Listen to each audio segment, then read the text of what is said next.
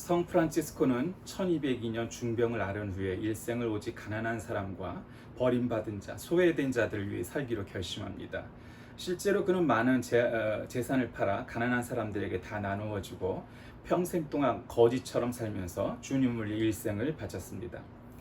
어느 날 얼굴이 일그러질 대로 일그러진 나 환자가 밤늦게 찾아와 하루 묵어가기를 간청하자 서슴없이 따뜻하게 맞아들이며 한 침대에서 잠을 잔 적도 있습니다.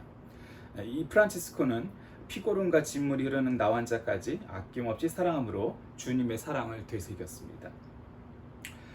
이제껏 그리스도의 일꾼으로서 사명을 논하고 자기 심적 태도를 밝히고 있는 바울은 오늘 본문에서 골로새 교회에서 다시 권면을 주는데, 그 권면은 그리스도 안에서 교훈을 받은 대로 믿음에 굳게 서서 감사함을 넘치게 하라, 이런 것입니다. 본장은 골로새 교회에 침투해 있는 이단 사상에 관하여 구체적으로 논박하면서 엄중한 경고를 하고 있습니다. 골로새 교회에 헛된 철학을 신봉하는 일단의 적대자들이 있었음을 본장은 암시해주고 있고, 그들이 따르는 사상은 모든 정사와 권세의 주가 되시는 예수 그리스도에 기초한 것이 아니라 다른 우상 숭배, 다른 이방신을 섬기는 그러한 사상에 젖어들어 있는 이단 사이비에 가까운 그런 생각들이었다라는 겁니다. 골로새서의 주제는 우주론적 그리스도론이라고 말할 수가 있습니다.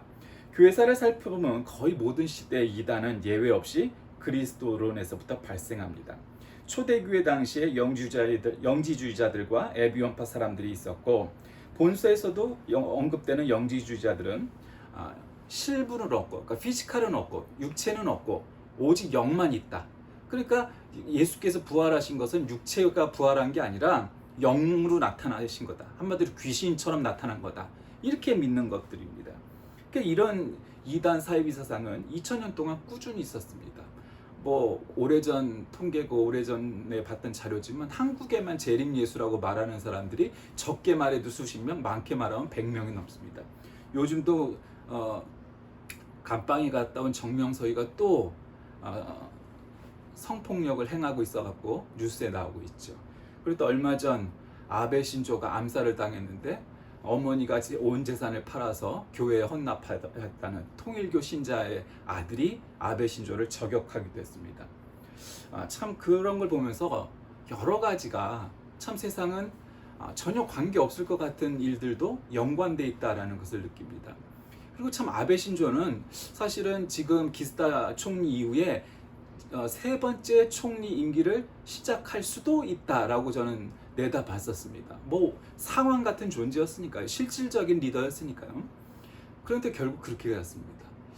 저는 예전에 김일성 시대부터 지금 김정은까지 이르는 북한의 역사도 그럴 거라 생각합니다. 사실은 지금 답이 없죠. 핵폭탄은 갖고 있으니까 우리 머리에 핵폭탄은 우리가 이고 살아가는 지경입니다. 김일성주의 사상이라는 것은 이슬람 이상으로 아주 맹렬한 사상 체계를 갖고 있습니다.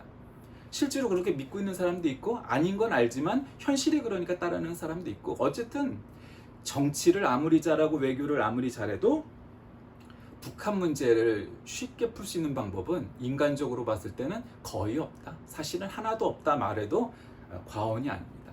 근데 저는 그렇게 생각합니다. 아베 신조가 이렇게 우연한 사건처럼 보이는 이런 사건으로 유명을 달리한 것처럼 북한도 어쩌면 그렇게 될 것이다.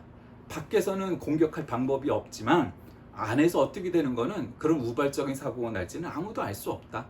아마 통일은 그렇게 올 것이다. 도적같이 새벽에 그렇게 올 것이다. 그렇게 생각을 합니다. 어쨌든 참 이단 사이비 종교들이 얼마나 무서운지는 우리가 일일이 열거하지 않아도 잘 압니다. 저는 오늘 이 골로새서 말씀을 중심으로 해서 승리의 십자가, 이런 제목으로 말씀을 나누고자 합니다. 초반에 말씀드렸듯 골로새 교회는 뭔가 이렇게 혼합주의, 이단주의 이런 사상들이 많이 침투해서 신앙의 본질, 복음의 본질을 훼손하고 그 양자 간에 그런 싸움이 벌어지고 있는 지경에 이르렀습니다. 그래서 사도 바울이 골로새 교인들에게 그리스도의 복음 안에 굳게 서서 모든 세상의 헛된 교훈과 초등학문에 미혹당하지 말고 오직 그리스도의 진리만을 좇아 살아가라, 이렇게 얘기하는 겁니다. 우리가 아다시피 사도 바울은 지금으로 얘기하면 신학 전공 철학 박사 PhD쯤 갖고 있는 사람이었습니다. 그러니까 그 사람 입장에서 보면 별것도 아닌 이단 사이비 사상이 현혹돼가는 이 성도들을 볼 때 얼마나 안타까웠겠습니까? 저거 아닌데. 이 사람은 공부를 참 많이 한 사람이니까 그 사람 입장에서 봤을 때 아이고 이단 사이비에 빠져 있는 사람들 보면 참 한편으로 인간적으로 보면 한심했겠죠. 저것도 뭐 신앙이라고 그렇게 생각했을 겁니다. 그냥 또 한편으로는 뭐 이제 목회적인 차원에서 보면 그렇다고 해서 야 이 바보 같은 놈 뭐 이럴 수는 없는 거잖아요. 그러니까 잘 설득하고 잘 가르치고 잘 치리하고 해야만 했었습니다. 자, 그럼 사도 바울은 어떻게 이 승리의 십자가를 이 성도들에게 교훈하고 있을까요? 먼저 첫 번째로 성도들을 위한 바울의 노력이 이곳에서 나타납니다. 바울은 자신이 골로새 교인들과 라우디게아 교인들을 위하여 힘쓰고 있음을 말합니다. 봐라, 너희들도 아다시피 내가 예수와 그 무리들을 때려잡는데 앞장섰던 사람으로 따지면 내가 1등 공신이다. 내가 그런 사람이었다. 너희도 다 알지? 내가 신학 박사였고 정치적으로 권세적으로 뭐 집안적으로 모든 면에서 내가 로마 최고의 1등 반이라고 하는 귀족쯤 되는 사람 아니냐. 그런데 그래서 내가 예수와 그 무리들을 때려잡는데 앞장섰던 자가 바로 나다. 그런데 내가 왜 이렇게 되었느냐? 반대편에서 내가 왜 이렇게 전향을 했느냐? 예수님께서 나를 만나 주시지 않았느냐? 예수님이 정말 하나님이시구나 라는 것을 내가 깨닫지 않았느냐? 여러분, 사도 바울의 인생만을 놓고 봤을 때도 사도 바울이 뭐 무식한 사람에 그냥 쉽게 팔랑팔랑거리는 사람에 뭐 여러 가지 측면에서 그랬던 사람이라면 아유 저거 믿는 거 아무 의미 없어 이러고 했을 겁니다. 그런데 베드로와 사도 바울은 조금 결은 다르지만 고집하면 둘째 가라면 서러던 사람입니다. 베드로는 못 배웠으니까 묵직하고 조금 투박해 보이는 무지함이 있었다면 사도 바울은 많이 배운 사람이지만 그 또 인테리어에서 나오는 그 고집스러움, 자기 확신 이런 것들이 굉장히 강했던 사람입니다. 세상 누가 와서 율법에 대해서 뭐 신학에 대해서 얘기를 했을 때 사도 바울 앞에서 뭐 게임 뭐 이길 수 있는 사람 하나도 없었습니다. 그 정도로 대가였습니다. 그런데 야 봐라, 내가 누구한테 신학으로 얘기하면 율법으로 얘기하면 누구한테 지겠니? 그런데 내가 왜 오늘날 그 모든 화려하고 세상적으로 좋은 것들을 다 내려놓고 내가 장막을 이렇게 만들어가며 텐트를 만들어가며 자비량으로 선교를 하고 죽을 고비를 여러 번 맞고 돌에도 맞고 또 지하 감옥에도 갇히고 감옥문이 열렸는데도 도망가지도 않고 내가 왜 그랬겠니? 살아계신 하나님 예수 그리스도가 나를 직접 찾아와 만나 주셨기 때문이야. 그러니 이거는 변함없는 진리야. 그러니 우리가 붙잡아야 될 건 뭐야? 오직 예수, 오직 십자가, 오직 복음. 그것 말고는 없어. 내가 세상에 얼마나 잘난 사람인데 세상적으로 얘기해서 그 좋은 것을 버려두고 이 길을 갈 땐 내가 이 길에 대한 확신이 얼마나 있었겠니? 그러니 십자가의 길은 험난하고 어렵고 힘들고 죽을 만큼 아니 어쩌면 죽을 수도밖에 없는 그 결국 죽잖아요. 순교당하죠. 죽기까지 따라야 되는 십자가지만 복음이지만 예수 그리스도시지만 그럼에도 불구하고 이것이 진리라는 확신을 갖고 있어야 된다. 그러니 그리스도를 깨달아야 된다. 그래서 사도 바울은 성도들에게 지금 뭐 라우디게아나 뭐 골로새나 뭐 여기 머무는 사람이 아니잖아요.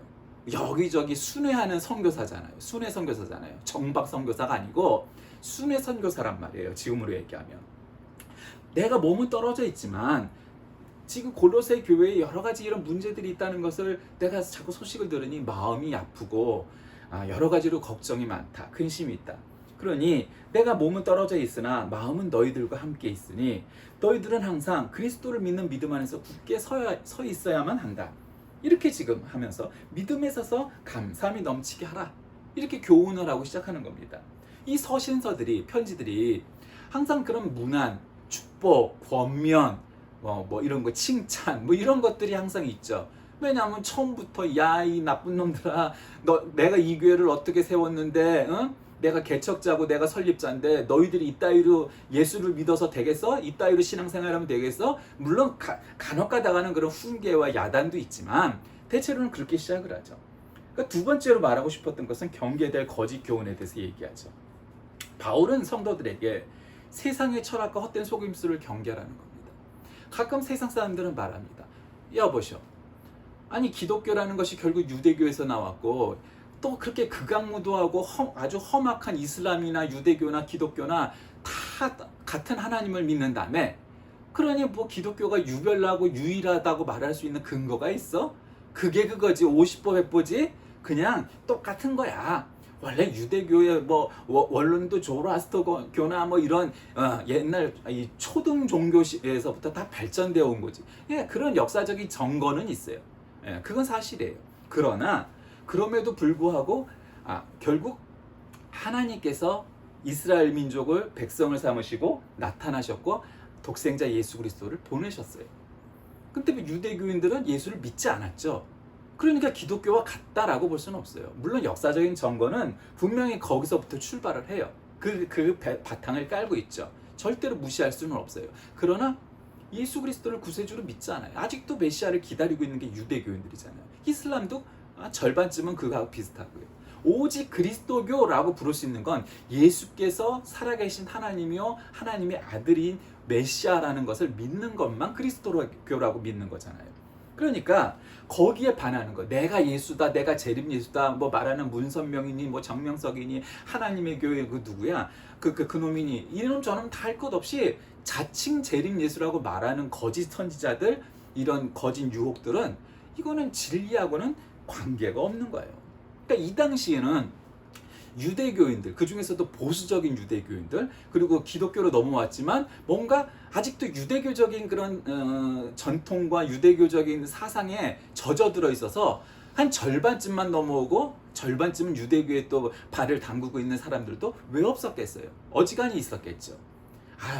눈치 보다가 정말 어느 쪽이 진짜인지 봐갖고 이쪽 아니면 저쪽 이걸로 갈까? 그렇게 했던 사람들도 얼마든지 있었어요. 그리고 넘어왔다 손 치더라도 아까 말씀드렸다시피 영지주의자들, 육은 중요한 게 아니다, 영만 있는 거다, 영만이 진짜로 진리다, 이렇게 믿는 그런 사람들이 있었어요. 그 여러 가지 이단 사상들이 2000년 동안 수도 없이 도전해 왔어요. 그 모든 이 이단 사이비들은 오래 가지 못했어요. 오래 가지 못했어요. 뭐 오래 가야 뭐 몰몬교 같은 거 100년, 200년 된 거고 뭐 이런 거 정도지 오래 가지 못했어요. 지금 자칭 재림 예수라고 말하는 사람들 다 죽으면은 허물어져요. 문선명의 통일교도 결국 문선명 죽었잖아요. 죽으면 그거 뭐 다른 거짓말을 해도 결국은 다 드러나게 돼 있어요. 오직 부활 승천하신 예수 그리스도를 믿는 그리스도교만이 세상의 진리인 것을 우리는 믿는 겁니다. 그러니 세상의 초등학문 이런 것들로 사람들을 얼마나 유혹을 할 수 있을지는 몰라도 어느 정도는 할 수 있겠죠. 그러나 기독교의 뿌리를 흔들 수는 없는 겁니다. 바울은 그리스도의 십자가로 인해서 모든 율법의 요구를 만족시킴으로써 모든 자가 그리스도 안에서 구원의 복을 누리게 되었다고 강조하면서 율법주의를 경계합니다. 이 보수주의, 전통주의 혹은 정통주의 뭐 이런 보수적인 입장들이 갖고 있는 장점이 있죠. 세상은 기본적으로 보수적일 수밖에 없는 겁니다. 왜냐하면 자기가 갖고 있는 것을 지켜야 하니까요. 근데 그 중에서도 좀 더 오른쪽으로 가 있는 사람들은 그것을 지나치게 강화함으로 인해서 변화와 혁신과 뭐 이런 것들을 거부하고 결국 문제를 일으키게 마련인 거죠. 뭐 정치적으로나 종교적으로도 오늘 한국에 그런 건 많죠. 한국만 많은 게 아니라 미국도 마찬가지죠. 미국에서 총기 사고가 없어지지 않는 이유는 뭐예요? 아주 그 남부의 보수적인 기독교, 그 근본주의라고 말하는 보수적인 기독교층과 정치의 기득권을 갖고 있는 사람들과 국회의원들과 행정가들과 이런 자본가들과 그 다음에 총기업자들과 이게 결탁이 돼 있어서 총기를 없애질 못해요. 개척기서부터 우리는 우리 스스로 우리를 지켰다. 물론 그런 면이 사실이긴 하지만 그럼 지금도 무슨 뭐 그렇게 이제 서부 개척 시대 때처럼 총을 쏴가면서 지키겠냐? 그럼 말이 안 되죠. 그럼 총 없는 유럽이나 뭐 아시아 나라들은 그 치안을 유지 못하나요? 총이 없는 나라들이 오히려 더 치안이 안전하잖아요. 총이 있으니까 더 치안이 안전하다가 볼 수 있는 근거는 없고, 사실 객관적으로 봐도 총이 없는 나라가 더 안전하죠. 그러니까 그런 것들이 마찬가지예요. 그러니까 보수적인 게 나쁜 게 결코 아니고 세상에 정말 좋은 거고 필요한 거고, 한국 교회는 대부분이 뭐 70% 80%는 다 보수적인 기독교인이라고 말을 해도 과언이 아니고 그게 팩트예요. 대부분이에요. 80%는 정말 보수적이다 이렇게 말해야 돼요. 그리고 세계적으로 봤을 때도 아주 보수적인 측면에서도 오른쪽으로 더 가 있는 게 한국 교회예요. 그러니 갖는 장점이 있죠. 목숨 걸고 선교를 하고 목숨 걸고 신앙을 하고 새벽마다 나가서 기도하는 교회가 한국 교회 말고 세상에 어디 있어요? 한국 교회만 그래요. 가끔은 세계 모든 교회들이 다 새벽 기도를 다 하는 줄 알지만 그러지 않아요. 그러니 안 하던 한국의 카톨릭마저 새벽 기도를 하잖아요. 예? 원래 안 했단 말이에요. 근데 한국 개신교회가 하니까 카톨릭 교회도 할 수밖에 없게 된 거예요. 밀리지 않으려고. 여러분, 그 정도로 열심히요. 그 열심은 중요한 거예요. 근데 이제 너무 열심히 지나치거나 저기 되면 문제가 돼요. 근데 사도 바울은 그런 균형도 잡아줘요. 바울은 그리스도의 십자가로 인하여 모든 율법의 요구를 만족시킴으로써 그리스도 안에서 구원의 복을 누려야 한다. 그런 율법주의를 경계해야 된다. 세상의 모든 정사와 권세를 쥐고 계신 분은 그리스도 안에 있으며 구원에 아주 충분하신 분이다. 만일 그리스도의 권세와 영광을 인정하지 않고 구원을 위해 다른 방법을 모색한다면 그리스도의 십자가를 욕되게 하는 것이다 라는 거죠. 가끔 연예인들 그리고 힙합 뭐 이런 하는 사람들 보면 십자가 목걸이, 십자가 귀걸이 뭐 아주 십자가로 치장하는 경우도 있어요. 그 대체로 뭐 기독교인이 아닌 것 같은데 라고 생각하는 사람들 패션으로 그렇게 하죠. 근데 여러분, 십자가가 원래 뭐예요? 뭐 지금 기독교의 상징이라고 해도 과언이 아니죠. 그렇다고 교회 예배당에 십자가가 없으면 이거 이상한 교회라고 생각하면 안 돼요. 사실은 보수적인 근본주의적인 그런 교회들은 오히려 십자가를 안 달아요. 왜 안 달아요? 그것도 우상이 되면 안 되니까요. 여러분, 이슬람 가보세요. 이슬람 앞에 뭐 설교당 같은 거 하나 정도는 있지만 십자가가 있어요, 초승달이 있어요, 뭐 아무것도 없죠. 방향만 메카 방향일 뿐이지 아무것도 없는 벽이에요, 벽. 그쪽을 보고서 예배를 드리는 게 이슬람 예배예요. 왜 그래요? 십자가도 우상이 되면 안 되니까요. 그러니까 십자가는 패션이나 액세서리의 일종이 아닌 거예요. 원래 십자가는 최고의 극악무도한 범인들을 죽이는 사형도구였어요. 그런데 예수님께서 그곳에 달리셨죠. 왜요? 이게 확신범, 사상범, 정치범이었잖아요. 예수님의 죄목이 사실은 지금으로 얘기하면. 그러니까 그런 극악무도한 강도들 사이에서 예수님께서 십자가에 달리신 거예요. 거기 달리실 분이 아니었는데 참 희한한 일인 거죠. 사실은 예수님의 그 있었던 일을 보면은 그냥 무기징역 정도로 이렇게 분리해 놓는 게 가장 안전한 방법이었을 거라고요. 그렇게 판단하는 게. 그런데 그러지 않고 이게 그렇게 해서 끝날 것 같지 않으니까 너무 예수를 믿는 무리들이 이게 열렬하고 열광적이니까 죽여버려야 되겠다 이렇게 판단한 거예요. 뭐 로마 총독이 아니라, 그렇게 판단한 게 아니라 바로 유대교의 지도자들이었던 바리새인들, 사두개인들, 서기관들이 그렇게 판단한 거예요. 저놈 없애야 된다. 그래야 우리가 살 길이 있다. 이렇게 판단을 한 거라고요. 그래서 총독한테 압력을 넣죠. 여보, 당신이 저 예수라는 자를 죽이지 않으면 우리가 협조하지 않을 거야. 우리한테 협조해. 이번에 종교적인 일이니까 우리 판단을 따라. 그건 정치적인 일이 아니잖아. 여러분도 아다시피 로마 제국은 종교나 이 민족 전통에 대해서 굉장히 관대했던 제국이었습니다. 세계 대제국을 건설한 나라들은 대체로 그래요. 로마 제국도 그랬고 몽골도 그랬고 뭐 그래요. 조금 지금 터키, 지금은 튀르키예라고 이름을 다시 자기네 나라 발음으로 바꿨지만 이 튀르키예만 조금 종교적으로 후반기에 가면 그러니까 전반기는 안 그랬지만 후반기로 가면은 이슬람화가 돼서 열일절 용서를 안 했지, 세계적인 대제국들은 항상 종교적으로나 민족적으로 관대했단 말이에요. 그러니까 그렇게 하라. 그 십자가의 이 의미가 퇴색하거나 변화되거나 얼마든지 그럴 수 있어요. 이제는 패션 액세서리. 예수 안 믿어도 패션으로 그걸 해요. 그게 정말 옳으냐? 이렇게 되면 여러 가지 논란의 여지들이 많이 있죠. 아니 믿지도 않으면서 왜 십자가를, 뭐 이럴 수도 있고, 아니야 그렇게 해서라도 십자가를 자랑하고 다니고 보이게 하고 내보이는 게, 세상에 노출시키는 게 우리한테 더 유리해, 그렇게 판단할 수도 있겠죠. 그러니까 어쨌든 어느 편에 서고 어떤 생각을 갖든 간에 십자가가 변화된 건 사실이에요. 옛날에는 사형 도구였다가 기독교의 상징이 되었고, 이제는 믿지 않는 사람들도 얼마든지 그래요. 여러분 가끔 TV나 매체에서 기독교적인 용어가 등장하고 유행을 하잖아요. 예전에는 내려놓음, 이거 한창 유행해서 개나 소나 다 내려놓음 얘기하고, 다 내려놓았어요, 뭐 어쩌고 저쩌고, 저는 욕심을 내려놓았어요, 뭐 어쩌고 내려놓았어요 이러더니 요즘은 또 선한 영향력 운운을 해요. 선한 영향력, 선한 영향력, 뭐 그래요. 아니 믿지도 않으면서 왜 저런 말을 할까? 꼭 그렇게 볼 건 없다고 생각해요. 자꾸 그렇게 기독교적인 용어들이, 기독교적인 생각들이 자꾸 세상에 침투하는 것이 그리 나쁘다고 볼 수 없어요. 그게 악용되거나 오용되면 안 되겠죠. 그러나 자꾸 그런 기독교적인 용어들과 기독교적인 생각들과 사상들이 자꾸 이렇게 세상에 침투하는 데는 그런 방법도 필요하다고 생각해요. 그러나 어쨌든 결론은 십자가가 변화 혹은 변질 돼가는 것도 사실이에요. 십자가는 그렇게 세상 어디에다가 내어놓고 뭐 그럴 것이 아니었단 말이죠. 그러나 어쨌든 기독교의 상징이 되어서, 지도를 봐도 교회는 십자가 있고 뭐 어디에 해도 상징인 기독교가 십자가가 돼 있어요. 여러분 유럽의 깃발들을 보세요. 국기들을. 각 국기마다 두 가지의 흐름이 있죠. 프랑스가 최초인 삼색기, 뭐 가로든 세로든 간에 관계없이 삼색선을 갖고 있는 깃발들이 하나가 있고요. 그것보다 더 많은 나라들은 또 유럽에서 십자가가 있어요. 노르웨이, 뭐 핀란드, 스페인, 덴마크, 영국, 뭐 이런 나라들 다 뭐예요? 십자가가 그려져 있잖아요. 그만큼 국기가 됐어요. 이게 그러니까 그거를 너무 좌시하고 너무 나쁘게 볼 필요는 없어요. 국기까지 십자가가 들어가 있는데 그것을 너무 변질됐다라고만 너무 볼 필요는 없을 것 같아요.